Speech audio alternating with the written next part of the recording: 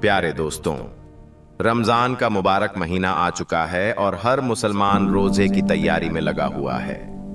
लेकिन क्या आपने कभी यह सोचा है कि हमारे प्यारे नबी प्रॉफेट मोहम्मद सल्लल्लाहु अलैहि वसल्लम रमजान के दिनों को किस तरह बिताते थे?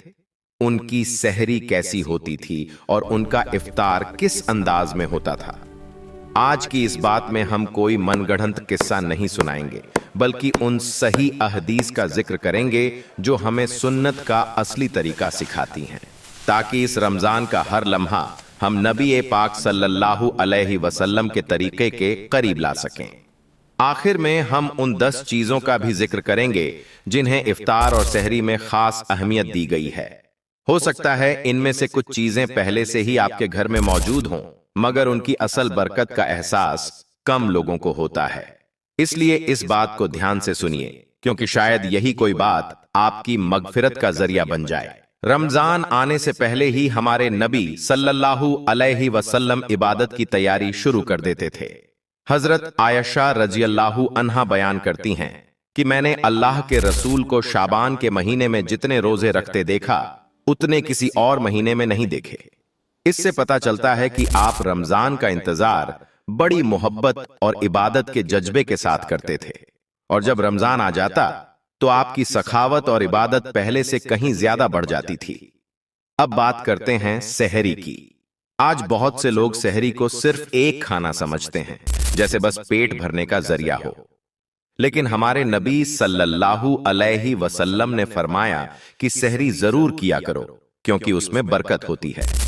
इतना ही नहीं, आपने यह भी बताया कि मुसलमानों के रोजे और अहले किताब के रोजों के बीच जो फर्क है वह सहरी का लुकमा है, यानी चाहे थोड़ी ही चीज क्यों न हो, सहरी जरूर करनी चाहिए, भले ही एक खजूर ही क्यों न खाई जाए। आज अक्सर लोग सहरी बहुत पहले खा लेते हैं और फिर काफी देर तक इंतजार करते रहते हैं, मगर सुन्नत का तरीका यह था कि सहरी को आखिरी वक्त के करीब किया जाए। हजरत अनस रजियल्लाहु अन्हु बताते हैं कि हजरत जैद बिन साबित रजियल्लाहु अन्हु ने कहा कि हमने नबी सल्लल्लाहु अलैहि वसल्लम के साथ सहरी की, और सहरी खत्म होने और अजान के बीच उतना वक्त था जितने में करीब 50 आयतें पढ़ी जा सकें। अब यह भी सवाल आता है कि नबी सल्लल्लाहु अलैहि वसल्लम सहरी में क्या खाते थे? आज लोग सहरी में तरह तरह के भारी खाने तलाश करते हैं, लेकिन आपने सबसे बेहतर सहरी खजूर को बताया। कई बार आपकी सहरी सिर्फ कुछ खजूर और पानी पर ही होती थी। नबी सल्लल्लाहु अलैहि वसल्लम की जिंदगी सादगी की मिसाल थी। हजरत आयशा रजियल्लाहु अन्हा बताती हैं कि कई बार हमारे घर में महीनों तक चूल्हा नहीं जलता था। जब पूछा गया कि फिर गुजारा कैसे होता था, तो जवाब मिला कि खजूर और पानी पर। हालांकि इसका मतलब यह नहीं कि आपने दूसरी हलाल चीजें नहीं खाईं। आपको गोश्त में कंधे का हिस्सा पसंद था, कद्दू भी आपको पसंद था और आप उसे ढूंढकर खाते थे। आप जौ की रोटी खाते थे और शहद तथा दूध भी पसंद फरमाते थे। दूध के बारे में आपने यह भी बताया कि यह ऐसी चीज है जो खाने और पीने दोनों का काम करती है। खाने के तरीके में भी आपने कई अहम बातें सिखाईं, जैसे दाहिने हाथ से खाना, अपने सामने से खाना, कम मात्रा में खाना और जरूरत से ज्यादा पेट न भरना। आपने फरमाया कि इंसान के लिए कुछ लुकमे ही काफी होते हैं जो उसे ताकत दें, और अगर ज्यादा खाना हो तो पेट को 3 हिस्सों में बांट लेना चाहिए, एक हिस्सा खाने के लिए, एक पानी के लिए और एक सांस के लिए। दिन भर रोजा रखने के बाद वह वक्त आता है जिसका हर रोजेदार को इंतजार रहता है, यानी इफ्तार का वक्त। सुन्नत यह है कि जैसे ही सूरज डूब जाए, इफ्तार में देर नहीं करनी चाहिए। आपने फरमाया कि लोग उस वक्त तक भलाई पर रहेंगे जब तक इफ्तार में जल्दी करेंगे। आपका इफ्तार भी बहुत सादा होता था। हजरत अनस रजियल्लाहु अन्हु बताते हैं कि नबी सल्लल्लाहु अलैहि वसल्लम नमाज मगरिब से पहले ताजा खजूर से इफ्तार करते थे। अगर ताजा खजूर न होती तो सूखी खजूर से, और अगर वह भी न मिलती तो पानी के कुछ घूंट पी लेते थे। इफ्तार का वक्त दुआ के लिए भी खास माना गया है। आपने बताया कि रोजेदार की दुआ इफ्तार तक रद्द नहीं होती, इसलिए यह समय अल्लाह से दुआ मांगने का होता है। एक और बड़ी खुशखबरी आपने यह दी कि जो किसी रोजेदार को इफ्तार कराए उसे भी रोजेदार जितना सवाब मिलता है और रोजेदार के सवाब में कोई कमी नहीं होती। लेकिन रोजा सिर्फ भूखा प्यासा रहने का नाम नहीं है।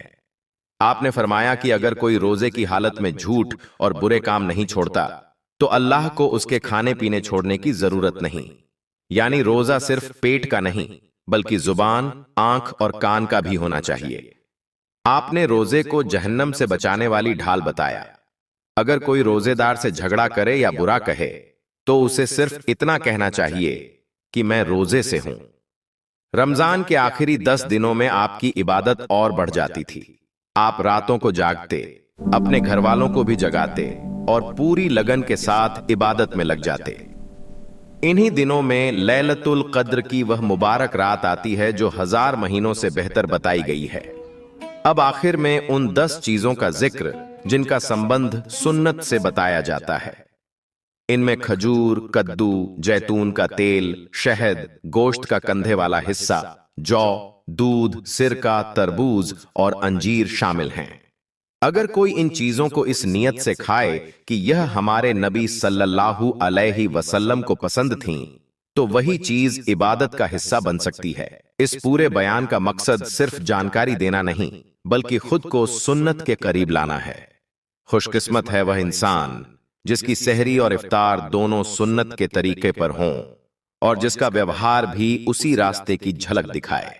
कौन जानता है यह रमजान हमारी जिंदगी का आखिरी रमजान हो, इसलिए इसे बेकार बातों और सिर्फ खाने पीने में न गंवाएं बल्कि ज्यादा से ज्यादा इबादत और नेक कामों में लगाएं। अल्लाह ताला से दुआ है कि वह हमारे रोजों को कबूल फरमाए, हमारी सहरी और इफ्तार में बरकत दे और हमें हमेशा सुन्नत के रास्ते पर चलने की तौफीक दे। आमीन। इस पूरी बात से हमें यही सीख मिलती है कि अगर हम प्रॉफेट मोहम्मद सल्लल्लाहु अलैहि वसल्लम के बताए हुए रास्ते को अपनाएं तो हमारी जिंदगी में असली सुकून और बरकत आ सकती है। उनकी सुन्नत पर चलना ही वह तरीका है जो इंसान को दुनिया में भी राहत देता है और आखिरत में भी कामयाबी दिलाता है। अगर आपको यह वीडियो अच्छी लगी हो तो इसे लाइक जरूर करें और चैनल को सब्सक्राइब करके हमारे साथ जुड़े रहें ताकि ऐसी ही फायदेमंद बातें आप तक लगातार पहुंचती रहें।